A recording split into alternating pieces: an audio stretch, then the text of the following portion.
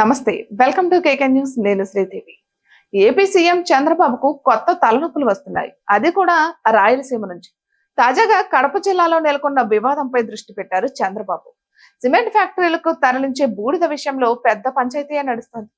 Rayalaseema thermal power plant నుంచి cement ఫ్యాక్టరీలకు బూడిద తరలిస్తున్నారు. గత కొన్నేళ్లుగా ఇది జరుగుతుంది. రోజుకు 5 లక్షల వరకు చేతులు మారుతున్నాయి అన్న ఆరోపణలు కూడా ఉన్నాయి. అయితే ఈ విషయంలో జేసీ ప్రభాకర్ రెడ్డి మంచి పట్టుదలతో ఉన్నారు. చాలా ఏళ్లుగా అక్కడ నుంచి బూడిదను తరలిస్తున్నారు. ఇప్పుడు దానిపైన పట్టుబడుతున్నారు జమ్మలమడుగు ఎమ్మెల్యే ఆదినారాయణ రెడ్డి వర్గీయులు. దీంతో ఇరు వర్గాల వారు పరస్పరం విమర్శలు చేసుకుంటున్నారు. పరిస్థితులు చేయి దాటుతుండడంతో పోలీసులు కలుగజేసుకోవాల్సి వస్తుంది.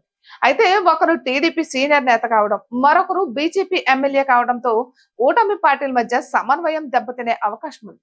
అయితే ఈ పంచాయతీ ముఖ్యమంత్రి కార్యాలయానికి చేరింది. సీఎంఓకు రావాలని జేసీ ప్రభాకర్ రెడ్డితో పాటు ఆదినారాయణ రెడ్డికి సమాచారం అందించారు. అయితే ఆదినారాయణ రెడ్డి హాజరయ్యారు.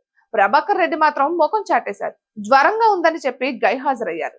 అయితే ఈ విషయంలో చంద్రబాబు ఆదినారాయణ రెడ్డికి సపోర్ట్ చేసే అవకాశం ఉందని, అందుకే కార్యక్రమానికి హాజరు కాలేదని ప్రచారం జరుగుతోంది. ఇక జేసీ కుటుంబానికి రాయలసీమలో ప్రత్యేక స్థానం. 2014 ఎన్నికలకు ముందు ఆ కుటుంబం అనూహ్యంగా తెలుగుదేశం పార్టీ గూటికి వచ్చింది. ఆ ఎన్నికల్లో ఎంపీగా జేసీ దివాకర్ రెడ్డి గెలిచారు. ప్రభాకర్ రెడ్డి తాడిపత్రి ఎమ్మెల్యేగా ఎన్నికయ్యారు. అయితే 2019 ఎన్నికల్లో ఇద్దరు వాసులకు బరిలోకి దించారు, కానీ ఓటమి తప్పలేదు. అయితే 5 ఏళ్లుగా వైసీపీని ధీటుగా ఎదుర్కొన్నారు జేసీ ప్రభాకర్ రెడ్డి. మున్సిపల్ ఎన్నికల్లో రాష్ట్ర వ్యాప్తంగా తెలుగుదేశం పార్టీ తుడిచిపెట్టుకుపోయింది, కానీ తాడిపత్రిలో మాత్రం జేసీ ప్రభాకర్ రెడ్డి హవా నడిచింది. ఎన్నికల్లో జేసీ ప్రభాకర్ రెడ్డి కుమారుడు తాడిపత్రి ఎమ్మెల్యేగా విజయం సాధించాడు. అయితే అనంతపురం జిల్లా వరకే పరిమితం కావాలని జేసీ ప్రభాకర్ రెడ్డికి చంద్రబాబు సూచించినట్లు తెలుస్తోంది.